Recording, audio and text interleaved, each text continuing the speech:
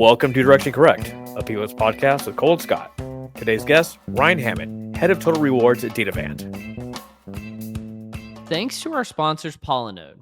Harness the full power of organizational network analysis with Polynode. With one-click data integrations and built-in relationship-based surveys, Polynode enables people analytics practitioners to move from data to insights faster. To learn more and see why Polynode is trusted by some of the most innovative companies in the world today, book a demo at polynode.com/directionally correct. All opinions are our own and do not reflect those of any other organization. Office culture's fun, man. Is it though? Yeah, well, I mean, like, life is what you make of it, definitely. Yeah, fair enough. One of the things I always thought about at prior employers that affected my quality of life was how far away is where I could fill up my cup with ice and water from my desk. Oh, yeah, absolutely. If it's a long distance away, that decreases my quality of life versus it being close. Because I'm a big water drinker at the office. And so if it's a long way away, that means I'm going to have to make this long trek 10,000 times in my career, you know? A company would hate to do that to me because I'm going to talk to every person along the way and essentially distract everybody up and down the office. Right now, I currently sit by the restroom and I say hello to everyone that uses the restroom. I think they hate me for it Yeah. because they're like, It's like what are you this, talking about? I'm about to go to the bathroom. Like, leave me alone. this guy is cataloging my restroom uses. The other thing is, like, if you actually get 8 glasses a day or, whatever they tell you to get, 2 liters or whatever the hell it is, you're peeing all day. Like, you're in the restroom all day. Oh, I should have said that because it's not just the distance to the water machine. Yeah. It's also the distance to the restroom and the water machine. Because if you're drinking a lot of water, there are consequences for your actions, right? Yes. I remember one place I had to walk upstairs to go to the restroom. That was really annoying. No, that's okay. That is quality of life issue right there. Yeah. Was this- Especially if you're in a rush. Like, I can't tell you how many times I fell up the stairs trying to get to the restroom in a rush. Is this when you're working from home? Yeah, that's some good detective work there, Scott. I hated that office. It was terrible. Go past the restroom my way to the bathroom. Yeah, I've mixed emotions about my office at my old place. It was cool, and we had raised some family there and everything, but Yeah. it was time to go. It was time to go. What's the best office? I have an awesome office I have right now, like at home. Yeah. But in terms of like workplaces, let me think. You don't have to name places that you've worked, places you visited. Yeah. Even I think both of us have made many site visits. Well, actually, I'd love to get into this with you. We've kind of talked about it before. Well, Ryan join us. Maybe we'll get into it during the podcast. How about that? I'll bring it back up. How's it going, Ryan? Good. You? Good. It's good to see you, man. Oh, hold on. I'm going to switch to my good mic here, I think. There we go. I should sound more authoritative. Oh, I love it. Sultry voice. There you go. So I have a question for both of you. Are you office people, or are you open office concept people? Oh my gosh. I think so. I think the research on this is like super clear. The open office concept cuts productivity by 20% for knowledge-based work. Yeah. It's one of the worst ideas to come over. There's natural experiments on this where they'll move people from it's at least a cubicle experience into an open office concept, and with the expectation, to your point, Ryan, that they're going to talk more, they're collaborate, and we're going to draw some great things on the whiteboard, this sort of things. But essentially, they just put their earbuds in and start messaging each other on Slack. That's essentially what happens. They find ways. Collaboration goes down. Yeah. They find ways to put up these barriers. Yeah, and this is one of those areas. I mean, a lot of this was done by the Humanized People or the Sandy Pentland Lab with the little badges and everything. Yeah, this is like gold standard randomized trials with actual measurement, like, not like, what do you feel, but actually measuring how people talk, how close they stand, how often they interact, all of that. It's like gold standard work, which it's very hard to get in social sciences. And it's pretty clear. Like, it's hands down clear. Well, you're a social scientist, Ryan, Yeah. right? By training. Yeah. How did do you think social science is a science? Just out of Oh curiosity. man, coming in strong at the very Um, beginning. I Ryan's the kind think, of guy I know I can lean into all my tough questions. He's yeah. like the guy I've been waiting for. So I think the scientific method can be applied to social settings. And I think And if that is your definition of social science, which I think is a perfectly valid definition of social science, applying the scientific method, then yes, it is a science. I think that, the fact that you're dealing with a space, like, do I believe it's like there's a natural laws, foundation? Not so much. It's not. So if it requires natural law, like immutable natural law, then no, it's not. Yeah, some of the engineers really scoff at our R square values. They really do. They're like, "What is this?" Yeah. we deal in causality, not correlations. Yeah. Um, Yeah. no, I, Which is fair, but like, so that's what I would say. Like, but do I think there's value in using the scientific method to understand social, social interaction or social phenomena? 100%. I mean, otherwise, I'm like, just over here invalidate my trying very to stir the existence. pot. You might say, Yeah. but yeah. Well, I mean, like the alternative is like compared to what? Like compared to nothing, just Yeah. having no idea, just guesswork. Yep. I mean, even Exactly. we can get a little bit better through Yeah. hypothesis testing, etc. Yeah, 100%. Yeah, which is the way, by the way, I think about things like algorithm and bias too, which is, oh my gosh, like, I'm worried about this. And I'm like, I'm pretty sure, A, we can measure it better. And two, you're compared against what? Against a world Yep. in which, like, subconscious bias isn't running in every single interview ever made. Like, Yeah. Yeah. give me the algorithm. Compared against utopia that doesn't exist. Yes. Exactly. Compared against what, right? Though it's Yeah. also the same thing when we do statistical tests in our field, right? Which is like, hey, I found a significant result that says, well, I don't know, we have one of those now. Do companies learn by going to conferences? Oh, we'll get there. I'm gonna be nice We'll about get there, this one. Ryan. I know, but like, it's like, okay, do I have to beat random chance that they don't, or do I have to beat my essential? So I actually just ordered a Bayesian statistical textbook finally, because Oh Oh, my really? gosh. yeah, because I think for our use cases in people analytics, like, the Bayesian framework makes the most. I'm pretty convinced make the most sense, because I don't have to beat random chance.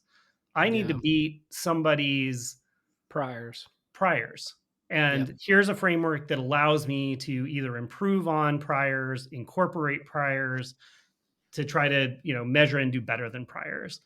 So Tell I me what just you ordered think it. about I'm going to read it later sometime. Yeah, tell me what you think about this, Ryan. I kind of went deep on Bayesian stuff a few years ago, Hmm. and that Oh, yeah, what do because you think? it's very attractive in our space.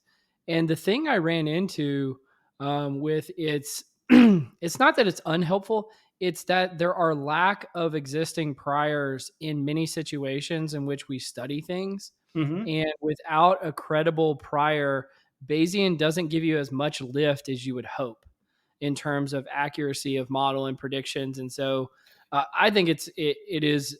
I'm in the camp that it is the future of kind of social science statistics. It's just we've got to get a better foundation of priors to make that real lift. Yeah. Or if there's a place where you really don't have priors, it's probably not the right method.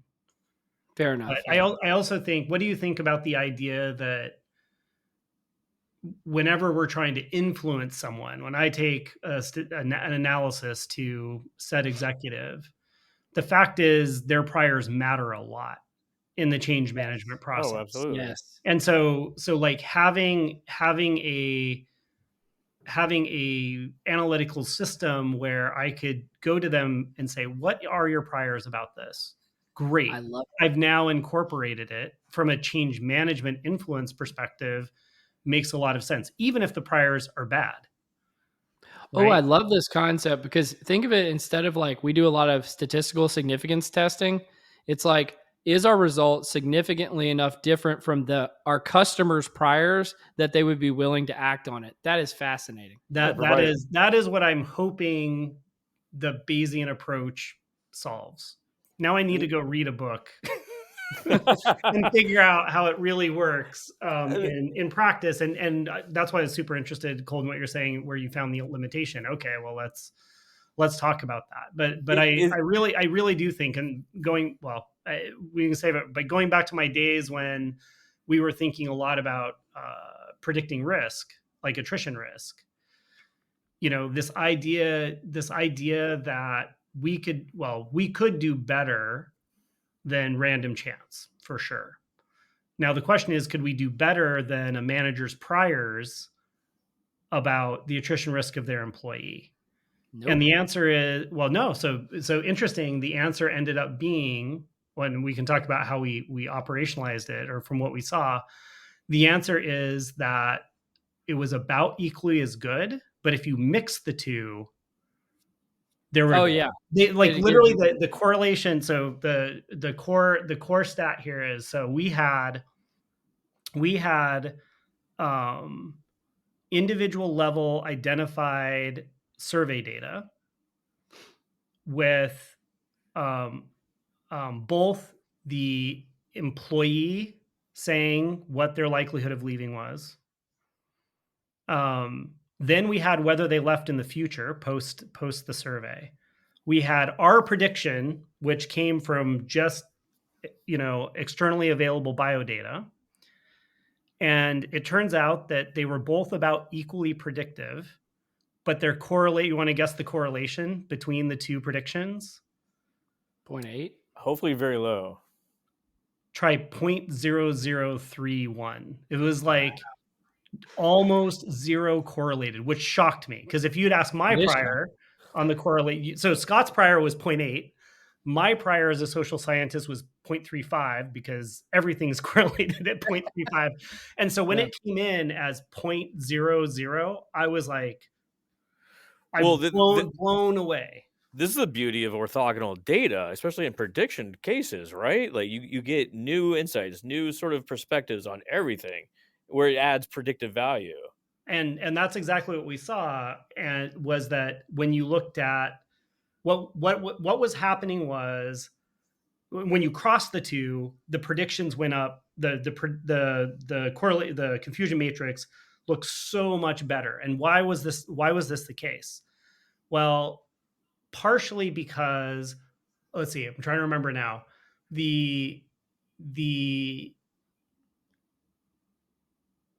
Our data was particularly good. The external data was particularly good at taking out false positives from the manager, or from the employee. So we were very good about people saying, I'm really upset, I'm going to leave. We were really good at predicting under those cases, when they wouldn't leave. And so we were sharing that out. And then it was very good at sharing out false positives, where we were saying we think they're going to leave, and they weren't. So both sides took out those false positives and left us with a much more pure set. I mean, this is also the argument against common method bias, where essentially you're tapping the same resource with the same people, right? You just get, like, once again, different perspectives. Are you predicting turnover at the individual level? Yeah, well, that's what we were doing. That was HiQ Labs. Yeah. That you're talking about HiQ right now, right? Yeah. This is the first startup.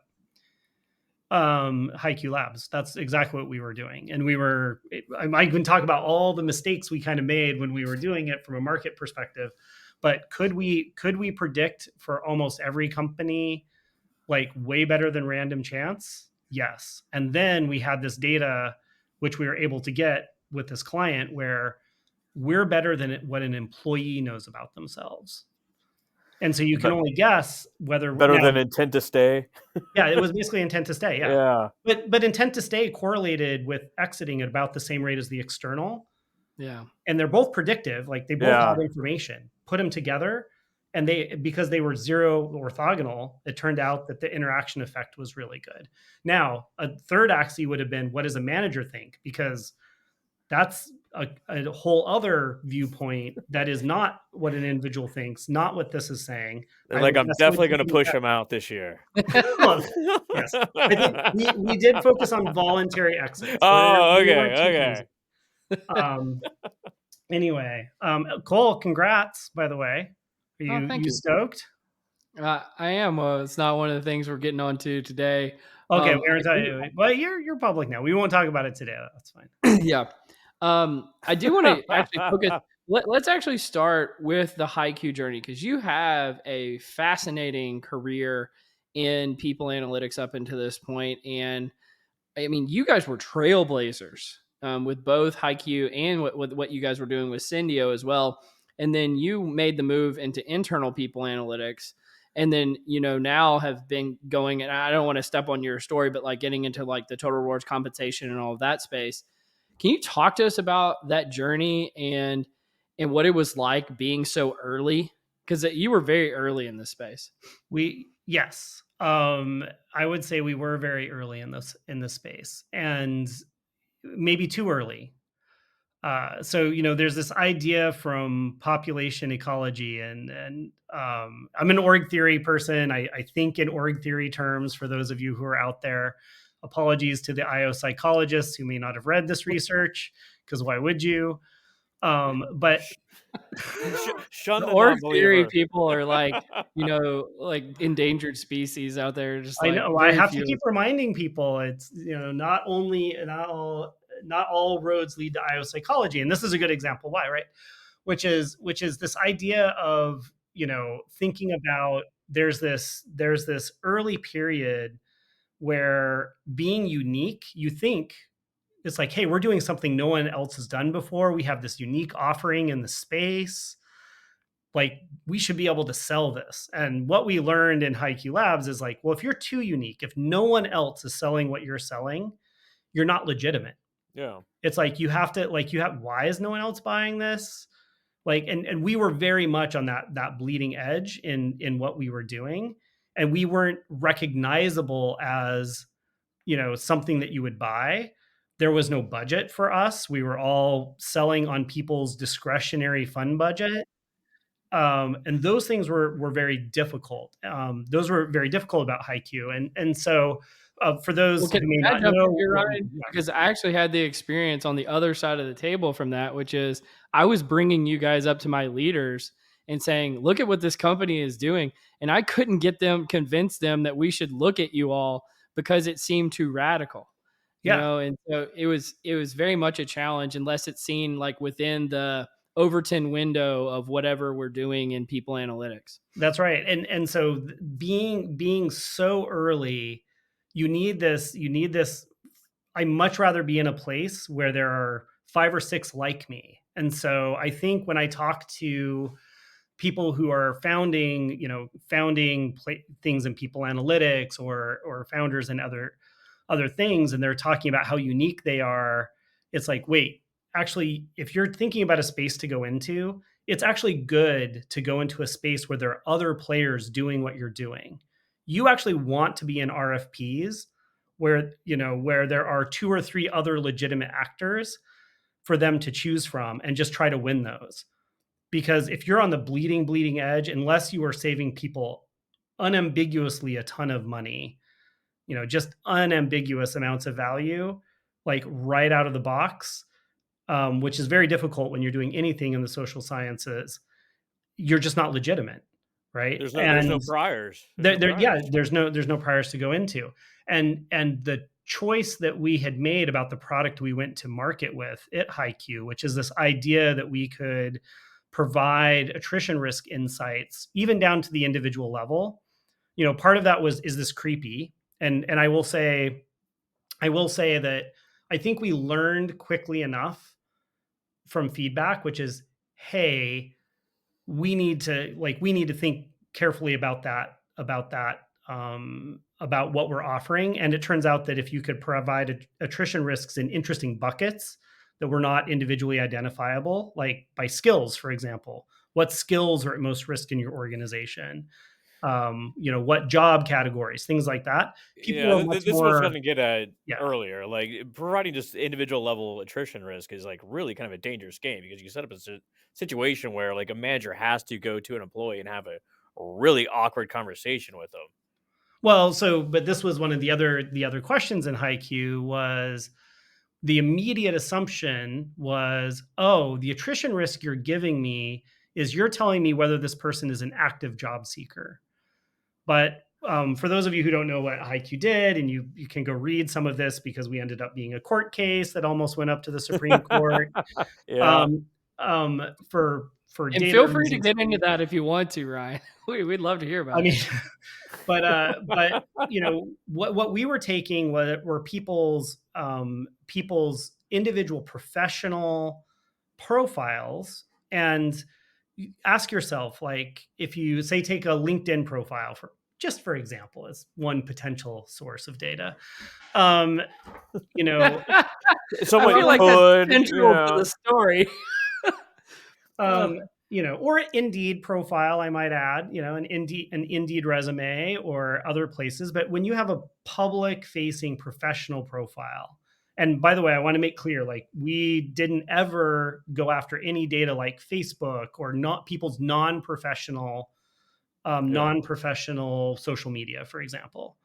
That was outside of the bounds of what we thought was appropriate and what we did. We only did what people were putting up as their professional face. And so that data, when we hashed it, turned out to be pretty predictive about whether people left. The immediate presumption was that somehow we were inferring people's job seeking behavior from it. And that's not necessarily true, because what else are we also, and I will say, like, if you take an IO psychologist background, if you think about, hey, this is about what's going on in somebody's head, sort of approach, because that's what you're good as an IO psychologist at thinking about. It's like, oh, you're looking at people's intent to leave. You're looking at people's job seeking behavior, their desire to quit. And we ended up getting definitive data that that's not what we were predicting at all. We had So like just to zero be clear, like correlation with intent to stay, but that's what you presume, right? what are you predicting? So what do you what do you think? What else could we possibly be predicting that would have, besides people's job seeking behavior, their internal state? We were predicting the likelihood. The way I think about it is we were predicting recruiter pressure. We Recruiter were pressure. we the recruiter pressure and the likely opportunity structure being offered to the employee. So So, you were for looking example, basically, instead of at push factors, you're looking at pull factors. exactly. So that's how we ended up articulating it, which is, hey, we actually don't know so much about the push factor. In fact, it turns out we know zero about the push factor, probably. Or close But to. what we're doing is we're helping you measure the pull factor on your employees. And so for things like, for example, if you had a picture on your professional profile, you were, substantively more likely to leave. And part of that is because and I actually sat with recruiters at one point and watched them go through recruiting. If Yeah. you do not want to be contacted by recruiters, take your picture off your profile, because they're making decisions like super fast. And if you don't have a picture on your profile, they're going to skip you. That makes super sense. Like Yeah, whenever I see someone without a picture on their LinkedIn profile, I'm like, what a weirdo. yeah. Why No, even have a page? it's illegitimate, right? So we were good at doing that. And if you think about this world, what had happened was, pre public facing profiles like LinkedIn, the labor market worked very, very differently for a lot of roles. And then all of a sudden it became mediated by the Indeeds, the Zip recruiters, the LinkedIn's of the world, for especially for professional hiring. And now all of a sudden, people didn't have to be active job seekers. There was all this recruiting pressure coming on, this pull factor that was very different, and we could actually measure that pretty well at an individual level, and that it turns out is very valuable. And you may not know the answer to this, but out of curiosity, at like a societal level, are those pull factors normally distributed or power law distributed? Oh, Because I actually think from like a societal level, it's like a huge power law at play yeah. where a few folks are getting just inordinate amount of demand, whereas the vast majority of people have zero or none or very little. Yeah, so I would say it's probably a skewed distribution for sure. As high as a power law skew, not sure, but it's definitely not Mhm. normally distributed. Yeah. I think from what we saw, and I'm going back to going back to like thinking about these like graphical charts we would create. And of course, that was all very much like the game, because what we launched in 2014, 15, somewhere in there, like LinkedIn and that sort of like social media moderated labor market was actually still relatively new. Hmm. It wasn't as mature as it was today at all. And so we were providing pretty good pretty good insight for firms about where that pull would come from. And we were pretty good at, like, you could think of it as almost reverse engineering whatever recruiting algorithms, the whatever shoots you to the top of recruiters Yeah. lists.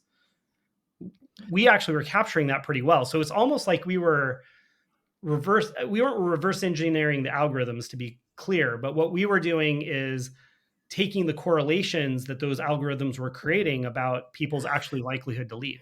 This is even more valuable for the job seeker than it is for the organization. It's the organization is like, everyone, pull down your photo from LinkedIn.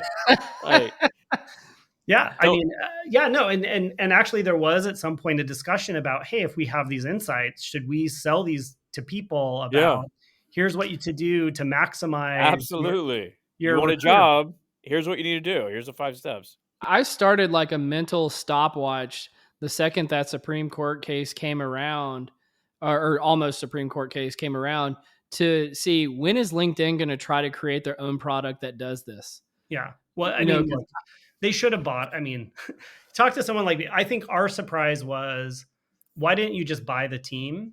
yeah, And cost Yeah. you a lot less frankly, money. frankly, I will say, all respect to LinkedIn and the wonderful people there. Talent Insights, which is a tool that now is actually pretty amazing, Mm-hmm. would have been more amazing faster had they bought us. I They think we fucked were I up. think we were on to, I mean, it wouldn't have been exactly what they're doing. And keep in mind, one of the things that we did is we made a explicit decision. We had a lot of pressure to flip, and instead of do the retention side of the market, to do the, you should be selling to TA. Yeah, You should, like, we had a lot of people saying you should be going and telling TA, hey, we can tell you which people are most poachable from pick target company Y. Like, we had a lot of pressure to do that. In some sense, we're like, maybe we should have done that, honestly. But one of the things we were trying to do was to stay out of LinkedIn's lane, or stay out of the lane of the people that owned whatever, produce this data. Own is the question once you put it out yeah, into the world on a that's a whole billboard. Who lawsuit. owns the billboard information? Yeah, We were saying we're going to do the other side, because it turns out, that's something that the producers of this sort of data can't sell. It's a it's kind of dystopian in a way too. It's like you can go back to the organization and say, like, here are the people that are most likely to leave, not because like they're unhappy, but because like they're most valuable to the external market, Yeah. and you need to take care of them for this reasons. But on the other flip side, like, if you're predicting someone's intent to leave, like, take care of them. That's what you tell the organization. Take care of them, fix their issues, what have you. But I mean, like, there's value to both of them. Like, you want to keep Yeah. your most valuable employees with you Yeah, for totally. sure. And that's kind of, and we were saying, hey, we can help you understand it with finite resources, where should you put some more of this? And of Totally. course, the company could be like, well, I really value this. I'm going to put all my resources towards value. And we could say, well, actually, it turns out you don't have a lot of risk over there, but you have a lot of risk over here, right? So there was a good value proposition there to be done. So that was HiQ Labs. I would say we were really too early and too sophisticated and too niche for what people analytics needed back then. And I take some of the responsibility on myself, because that initial product that we came out with HiQ, that is what I designed on a napkin and handed over to the founder when I was at MIT. So I want to do something in people analytics. I literally took out a napkin. Yeah. In the friendly toast, for those of you who are Cambridge. And I drew this out. Like, I drew this out on a napkin and said, build that. I would be really interested, because I had been doing attrition prediction algorithms with internal data at Google as an internship, as I was doing my PhD. And I basically, at the time, I said, it's going to be really hard for you to get internal data from firms, because it's really hard data to get. However, there's this amazing external data that has better data than most firms have about their own employees. I bet if you take this data down, you can find signal in that noise. That was my bet. I'd never done it before. And then, we found a very, very bright astrophysicist who, turned data scientist, who built it. She lives around the corner from me right now. So do you go surfing together? She doesn't surf, but we'll sail and do lots of other things. We're lifelong startup friends now, and we built that. Now, going back to when the market was, what should have we built? We should have built. I had steered away from doing survey stuff because I thought the market was saturated. If I was to go back again, I would totally go build a good survey vendor. I didn't realize how bad. In 2012, I did not realize how bad survey vendors were. Just awful, awful, awful. And I'm just like, it's a saturated market. Why compete in that? Right. And 100%, I probably would have gone and done that. Because that's one of the other things that Mike West, for those of you who know him in the people analytics community, when we were at Google, we were the ones that, went into the breach and convinced the company to go from anonymous surveying to confidential surveying. And for those of you who are at Google, you're still taking to this day the Google Geist survey. One of my personal accomplishments is I named that survey.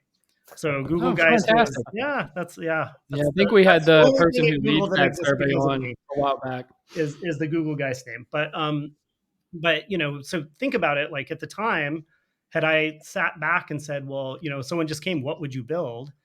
And I said, you know what? We should build a real survey vendor that, is predicated on confidentiality over anonymity, that it builds something like a real, like, instead of like these one and done huge full census surveying, which is what everybody was doing at the time, sat back and said, why don't we build something that actually believes statistics work, and go to sampling and build by the way, I still think this is a great idea for you out there who want to build stuff.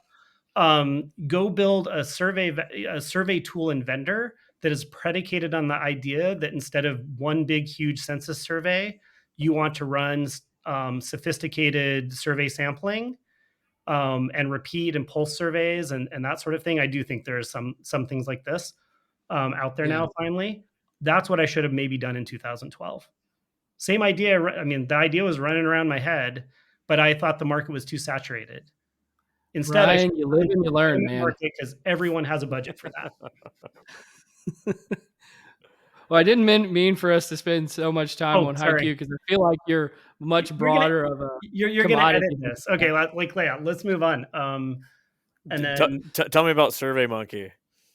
No. We're not going to talk that. You know what? I tell people I only play Don't an take IO the bait. psychologist on TV. You just got my best IO psychologist right there. So I shouldn't go any deeper. But yeah, and then so then rolled off of there, decided I wanted to fully founded Syndio, which really was we bought the tech stack off of Zach, Zach, who is over at Visier now, to help take what was a consulting tool and continue to build it out to be a SaaS platform in the social network space, in organizational network analysis.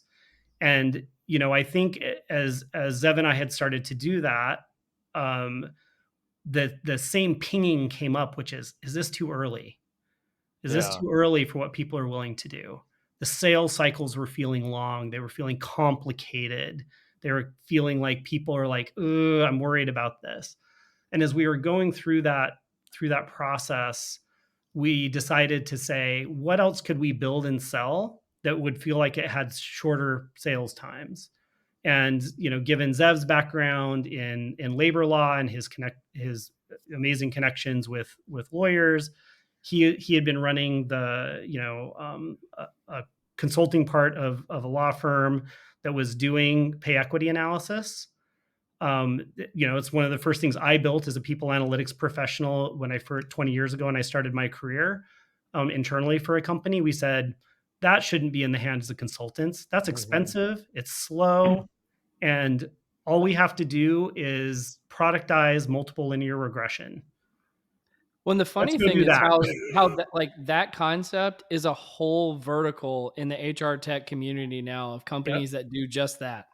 Yep. And yeah, and we were the kind of, but it was predicated on the fact that people understand what this is. They're already buying it. They're just buying it as a consulting service. And so we kind of built the first version of that. I was very, very fortunate to be in the early part of that journey. My risk profile changed, frankly, is the way to think about it. Is, I'd done a PhD in my 30s, one startup that didn't exit. This was the second one. This was the second one. And, it's just, I just didn't have the risk profile at the end of the day. But I'm super, super proud of what Zev and the team there, Maria's doing. I mean, I was out and exited before Maria showed up. Like, I probably would have kept more of my equity in the company.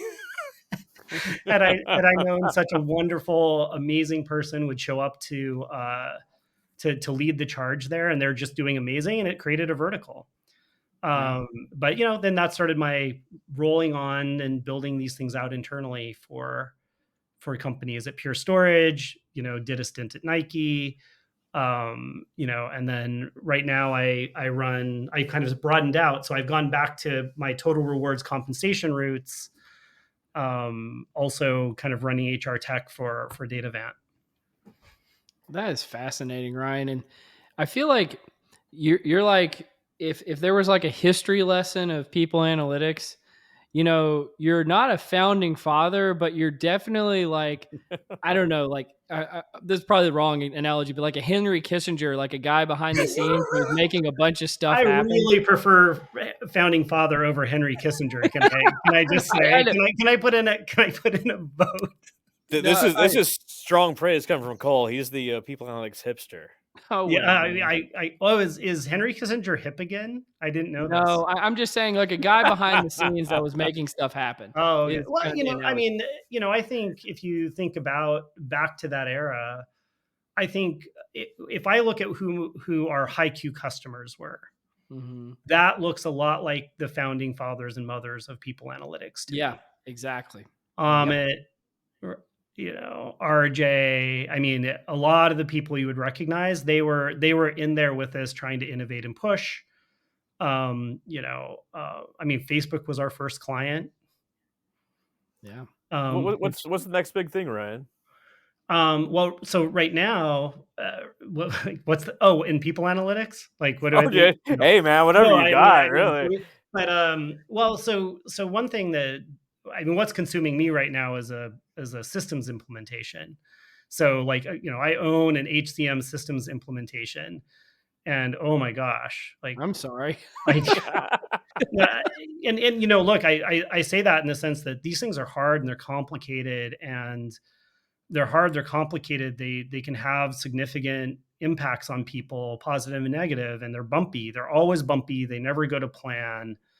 They never go to plan. They never go to budget. Yeah. Um, and that's something. I mean, for all my any data vant friends out there, like, I'm sorry, we're getting through it. I promise. We really are. But I think, going back, and I think we're seeing this in the market, is something I'd be very interested to hear from you guys on as well, which is, people analytics was a niche that people were always trying to figure out where you fit, and we kind of still Yeah. get bumped around to different, like, oh, total rewards owns you. Oh wait, maybe it's the people ops people. Yeah. Maybe it's CHRIS, maybe it's strategy. There were a few of us that were lucky, and this included myself, to eventually report directly to the CPO, which I did at Pure Storage. I did again at Airtable, before the tech layoffs hit. Um, I personally think that that's a really good idea for reasons we can talk about. But we're also now starting to see where the leaders that grew up in people analytics are starting to broaden their portfolios out, as opposed to being absorbed, being the shiny new thing for, a people ops leader or a total rewards leader. And so, making that transition for myself has been super, super interesting. Both in just thinking back about how I had approached things as a people analytics leader. How does that make me think differently? It definitely makes me reprioritize a little bit, in the sense of, like, I want to give insights, but at some point you have to run the business. And the Yeah. operation side of running the business, you remind about how hard and complex that is. Mhm. And you can get why, like, my brain space gets funneled towards the operational thing that has to get done, and trying to keep that open into that strategic, what we would think that insights, analytic thinking. That's hard. And it makes No wonder you me, and Cole like each other so much. yeah, maybe. I mean, but It's it like we like each other. You look in the mirror. Scott, we tolerate each other. Yeah. But I think that empathy then for, my gosh, and I have a fairly broad job, but it's Yeah. not a CPO job, it's not a C-suite job. I mean, imagine the leaders who are running P&Ls, that I'm serving now, and just how that Well, let me cognitive capacity, it's really rough. let me see if I can get on the button here. And I know this is not what you're saying, but is the career of a people analytics leader post people analytics? Do they just have to go and lead total rewards or HR systems, like, or is that it? Is it just like we just bounce around and we kind of top out? Like, what is the career path? Yeah. Well, no, I mean, I think that's the question. I mean, I do think we are going to see where, a direct report to the CPO, a direct report to the C-suite, is a perfectly fine, wonderful career-ending path for a people analytics professional. I think if you want to do more than that, then yeah, you need to take over a broader set of operations and day-to-day things that people care about. Um, Turns out people do care a lot about compensation. So, but no, I think it is. I mean, I think it's that, and then I don't see a world. I think we've seen a couple of examples, but I don't think we'll see many, where, let's say you're reporting to the CPO as a people analytics leader. It's going to be really difficult for you to get hired to go do the CPO role, just as a pure play people analytics person. Yeah. They're going to want to look for someone with certain experiences and operational scope. I mean, that may not be true for, like, your biggest, your biggest people analytics team leaders out there. If you're leading Facebook, for example's people analytics, like, I mean, you have a huge scope. You have a huge scope of team and role and impact, and I could see in some cases people being able to make the jump from there to the head of people for, uh, Is that because, like, a lot of people, analytics leaders, like, lack the business acumen, or like lack the business impact? um I actually don't think it's that. And in some sense, the business acumen piece, Hmm. I think a lot of people analytics leaders get. If you're doing good projects that are Mhm. impacting the business, in some ways, you often get a very good, deep understanding of what's going on with the business. Hmm. I don't think it's that. Um, I I think have two perspectives.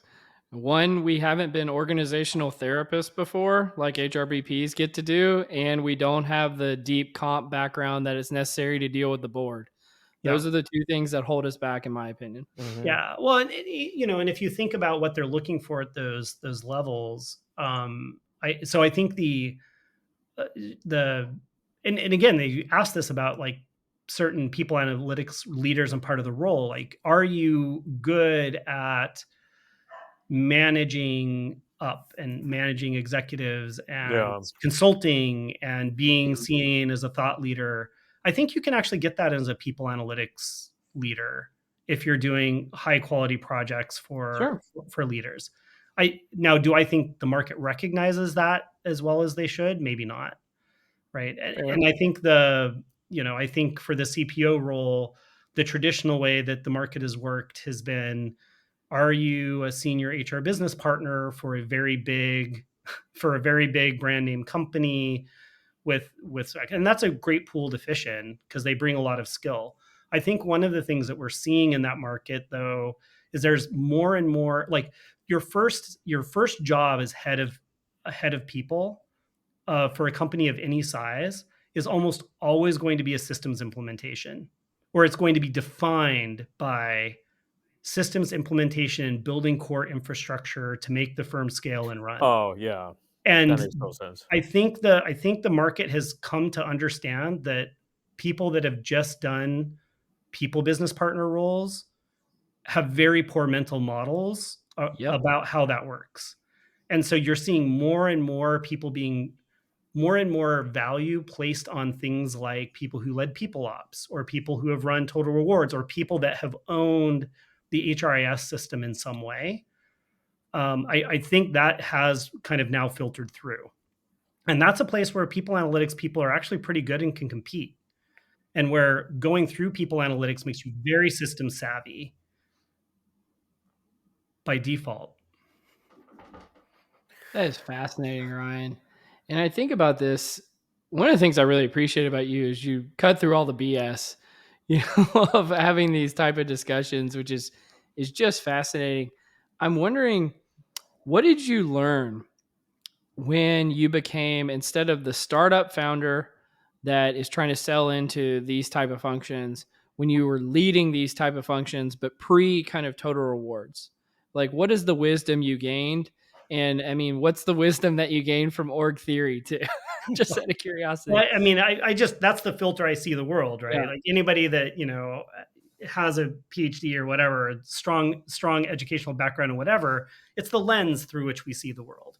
Hmm. So you're always going to get that. But I think there are a couple of things I learned, and if you follow my LinkedIn comments, these might not surprise most of you.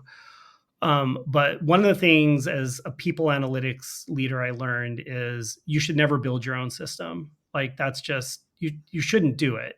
Um, Wait, especially if what do you mean by that? I mean meaning that we're in a place where the vendors do a better job than building out your own data warehouse systems from scratch into Oh, Tableau okay. and all Yeah, that sort of yeah, thing. And but let me put it in broader context of like why I think that's important is if your goal is to only be a people analytics leader, there's actually some benefit to doing that.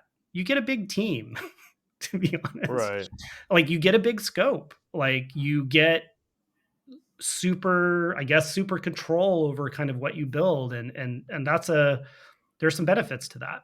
Political capital. But if your goal is to have operational impact and become like a broader operational leader, and you start to worry about things like the overall people team budget, and you start taking it from that perspective, and you're looking at, wait, why are we spending this much to do this if I have an opportunity to do that doesn't feel right. So one of the things is just being in those systems how complicated they are, kind of what you're doing, you don't want to increase complexity in those systems, especially when you don't have to. Headcount complexity, operational complexity, all of those things. Like, and if you are, you know, I think I would never point someone who's doing people analytics and wants to go somewhere else to like make those sorts of choices. You're going to burn a lot of time, and I think might be learning the wrong lessons. One of the other things is how you choose projects, and this should be clear, I guess, if one's coming up through consulting tracks. One of the things that's very, I think, difficult in people analytics sometimes is, there's this operational reporting that has to exist inside of the firm. And often you get pulled into doing that. And that ends up consuming all of your resources. Yeah. At the end of the day, like the question is how do you organize a system that allows you to do that efficiently? Again, another reason why I would just go outsource that to the best of my ability. And how is it that you do strategically impactful projects that really impact the line? And there's so much, and then maybe this is the org theory. These are complex organizations. Complex organizations are not amazing because they are paragons of efficiency. Like The complexity is a feature, not a bug. Yeah. Complex organizations are amazing because of what we build with them while they're all messed up. Yeah. I mean, the ability, like any complex organization, if you can make it run 2% better, that is worth a lot of money to big, large, complex organizations. And as a people analytics leader or as a people leader, the question is, what are the sorts of projects that are going to have that sort of maximal impact, that sort of impact on the organization? And there should be lots of them. So why is it that we get caught up in things that maybe, or spend too much time, effort, and money on things that have kind of less impact? How do you dual channel? Impacting those priors, right? Yeah. And, I think one of the hardest things on people analytics, one of the hardest challenges we have as a people analytics function that I've come to learn is it's about speed and timing. It's decision making in organizations works so fast Yeah. that it's being able to get sophisticated insights to a decision maker before or at the time that they make those decisions, and putting together a system that can do that is really, really, really hard because of the speed of information and the complexity of the sorts of decisions that are getting made. And the decision's going to get made. Well, we cover this every so often. Like, if a leader wants a decision or like some information to better inform a decision, and the people analytics team says, "Okay, we'll get you that in like 6 to 9 months." That's not helpful. That's not Yeah. helpful at all, right? Or the people that want like to do a it well, that's the question, is like, yeah. to sometimes the questions, and sometimes there are major decisions like that. I think that's one of the things that will always If it's going to alter the shock course of the me. organization, then definitely let's get it right. Otherwise, directionally correct in most cases, right? Directionally correct, and at what speed and at what cost, because the fact is, like, the decisions made in organizations, to me, like, often feel there's a disconnect between the impact this decision has and the amount of insight and knowledge that goes into making it outside of pure intuition. It's what's going through the neural Yeah. net of a leader that is absorbing huge amounts of context, is pattern matching on huge amounts of experience. To your point, that prior should not be dismissed. And if you go in as a people analytics leader is, hey leader, your prior has no value here. Instead, random chance, better than random chance, has value here, is probably not the right way to be going about it. Nor Not how you win but friends and making influence that, people. like, you have to guess. Like, to your point, Scott, it's the fact is, certain analyses and the way it is, they take 2 months to do, and that Yeah. means you have to be guessing. You have to be very good at seeing around the corner about work that has to start to answer a question that you have not been asked yet. because by the time they ask you the question, unless you have a super like a beautiful system or the questions just set up for the data that you have, it's going to run right by you. So that ability to guess requires a lot of knowledge of the business context, lots of ears to the ground with the right leaders, understanding what's important for the business, understanding what might be coming up, and getting ahead of it. I mean, speaking of priors, I hear you have prior experience surfing in Oh my Nicaragua. Is that gosh! right? Now we're loose linking. That is what I do in my part of what I do in my off time, Scott. I'm happy to talk about it. No. Yeah. So I moved to Santa Cruz during the HiQ years, and I picked it up in my late 30s. Which, Nice, by the way, nice. is an awful time to pick up surfing because it turns out it's really hard and it's really time expensive to learn. So, right, if anybody who's been out surfing, if you go out surfing for an hour, if you get 10 waves in an hour, that's pretty good. So 10 tries in an hour. If you have a day job and time is expensive for you, that's not a lot of reps to learn a hard athletic task. Pacific Ocean's cold as hell too, right? I mean, It's cool, but it actually turns out wetsuits are pretty amazing. They're really good these days. Shout out to so many innovators here in Santa Cruz who figured out how to make that work, right? But yeah, so yeah, I picked it up, and one thing I'll say is, just I was thinking about this because I knew we were going to discuss it, is having something in your life that you're not good at yes. and that you like and that you're constantly improving at. That is, for me, it's one of the core joys the core experiences you need in life. If I don't feel like I have something like that filling that niche, I just feel stagnant. You ever get in a fight with one of those beach bums? The surfing community can be a rough crowd, man. I've been yelled at. Yeah. No, I've 100%, and sometimes it was justified, right? I did something dumb, and it can be dangerous. So there's like the get off my lawn sort of yelling that is a vibe that I This is don't our like. beach. Get out of here. Yeah, that's not good. But there is some of it that's productive, which is you're in an ocean where you can drown, and waves of consequence or even waves of not consequence, if you hit someone, can be a problem, and people are also trying to maximize their time out there, all good reasons. Absolutely. So I think there's good yelling, educational yelling, call it, or Educational educational. yelling. And That's what I then say there's when I just honk like, my horn in the car. It's yeah, educational yeah, horn exactly. honking. So so there's a little bit used. I think it's better now. So many people picked up surfing during the pandemic, and that was, I was picked it up before then. You got a Um, longboard? I primarily longboard. However, I have a place in Nicaragua now, and the place in Damn. Nicaragua is beach break. And so when I go to Nicaragua, I'm basically learning. I'm transitioning towards shorter boards that you need for the shore break there. And so I'm like progressing. I'm hoping that if I had more time, it'd go faster, but I'm hoping I'm a good, maybe a year and a half away from being like a pretty functional kind of like beach break surfer. But I'm primarily a longboarder here in Santa Cruz. Cole's a boogie boarder himself. He talks about it all the I'm time. not. I did use the kneeboard and wakeboard, but those are very Come different. down and visit.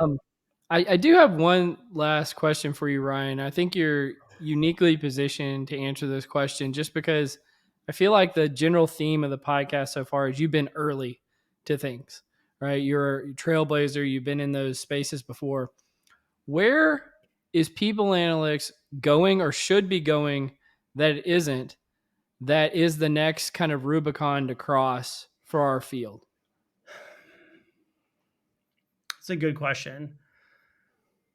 Or have we panned all the gold? No, Okay. no. I mean, definitely not. I mean, there's low hanging fruit out there. We're making progress. I think, I will say, I think the time for organizational network analysis is here finally. I don't think it's late for that now. I think there's more acceptance of it. I think we've thought through the privacy, the I privacy mean, look who the issues. podcast is sponsored by. I know, exactly.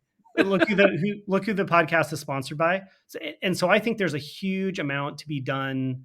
There's a huge amount to be done to understand how organizations really work, and how do we take those insights and make them useful and impactful every day. Another place that I would say is that I don't think people analytics does well, but I think there's a good opportunity, and I'd love to see more products that do this. Is, ultimately, if you look at it, we tend to produce analyses, products, and projects that are serving the top leaders.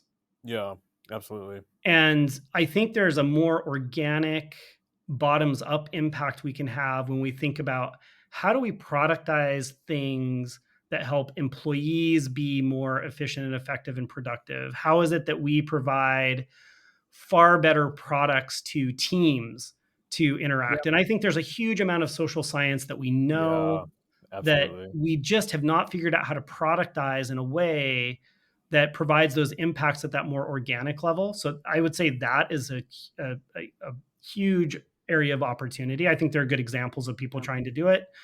I think, Well, that's why I've given kudos to like Cultivate before, who got acquired by Perceptix. They've never sponsored us, but they give manager and individual employee level insights to people yep, in ways that are based in science, that are actionable, and it's helpful. And I think I violently agree with you that we could be doing a better bottoms up approach in terms of giving the insights out into the business. yeah, and there are products, trying to do, humanize, like there are not human, Humu, like there are people out there really trying to solve it, but I think as a function that there's still a huge frontier there. I think there's also just a lot of organizational work that we need to do. I really do fundamentally believe to be true brokers of honest insights that we are best put inside of either directly to the CPO or inside of strategy head, and not buried inside of people functions that, and maybe not for no ill intent, would tend to want to bend insights towards their own impression management or their own Of will or course. their own questions. And that's what I would tell a CPO is, if you want a real understanding of what's going on in the organization as unfiltered as possible, I would take your people analytics people and have them report directly to you, because as hard as people try, as well intentioned as we are, it's just human, that it's not going to the put under somewhere else. It's just not going to optimize for that. We didn't even get to go to the nerdery corner. Can we No, like no. do a little nerdery corner and like edit out and go Ryan, back? Because I want to talk we were about having such a fantastic conversation. We didn't get to do a confusion matrix. We didn't get to do a nerdery. I would say that's the ultimate compliment to you, because usually we just pivot there automatically. And so, for those of the people who listen to the podcast who only listen to the nerdery, which there are a bunch, for some reason they just skip there, we apologize in this episode. But Ryan, this has been a fantastic conversation. Scott, any final words for Ryan before we wrap this up? Oh man, it's been great. I'll go to your surfing sort of orientation and say aloha, Mr. Hammond. You should come. I have a surf camp in Nicaragua. We teach people how to surf down there. The water is 78 degrees. And Okay, you can release baby sea turtles at the same time. well, I think we're gonna have to do a DC pod in Nicaragua with you, and we'll get to the nerdery and confusion matrix. Let's do that. And because you give people what they want, Cole. Let's go find a little time. We'll do a little short nerdery one that you can release as a special nerdery episode for those who missed it. Because I read the articles. You know how long it's been since I've read like the deep methods article of a paper? Here, I can do. I'll do 10 more minutes. Can we do 10 minutes, Cole? Yeah. Let's do 10 minutes. Let's give the people what they want. The nerdery. I will do the like stars, how firms learn at scientific conferences. The results of this aren't necessarily that interesting, but it's more about the idea here. So firms use scientific knowledge more likely when they actually participate in a scientific conference, and there's stronger learning effects when they participate and sponsor. And also, these sort of learnings are concentrated at the top firms. But what we don't really talk about is just what firms get out of joining conferences and what why they would do that in the first place. This article suggests that they get some scientific knowledge and cred going. What have you to say? I don't think it's a status effect. I think this is a learning effect. Just from thinking about it, which is, I think what it's measuring very well, and I will say, like, it's been a long time since I've thought as hard about an instrument. And like, to the authors out there, I mean, oh my gosh, the amount of data work that went in to like try to measure this in some sort Yeah. of like, econometrically sound way. I was in awe. It was somebody's Yeah, they're just, like measuring people's flights and yeah, whether yeah, or like not Yeah. like Misery index. all the it was flight routes from these various cities as an instrument. And then they're like matching papers with potential papers that could have been in there. I mean, these yeah. counterfactual papers. I mean, wow. Um, Amazing. But I think this, for me, from an org theory perspective, is this classic like exploration exploitation orientation of firms. And and what we're capturing here, seeing, is this is an important venue by which firms that do real exploration are doing that exploration and invention. And it kind of makes sense that the top firms are there because they're the ones with more resources, but also they often get there because they're very good at exploration and inventing new things. And this is one of the ways that they do that. It's a maturity function too. So like a firm develops some research, they have a need for it, therefore they want to present it at a conference. They present it, they talk to more people, then they get to present some more, and now they gathering up more and more information. Yeah. Yeah, I Yeah, think to me, it's just the reciprocal relationship, and we actually talked about this on our last episode that hasn't come out yet, Ryan. But why conferences like PsyOp are so rare that you can see this reciprocal relationship with industry and academia contributing to one another and creating these generative ideas that come from, you know, all the fantastic methods that they used in this article, which is just insane. But I just feel like that is perhaps one of the things that's missing across many social science fields and one of the hindrances of innovation, perhaps. Yeah, I mean, I don't know. I mean, I think I'm pretty sure the social science fields have not met a conference they didn't like. I know.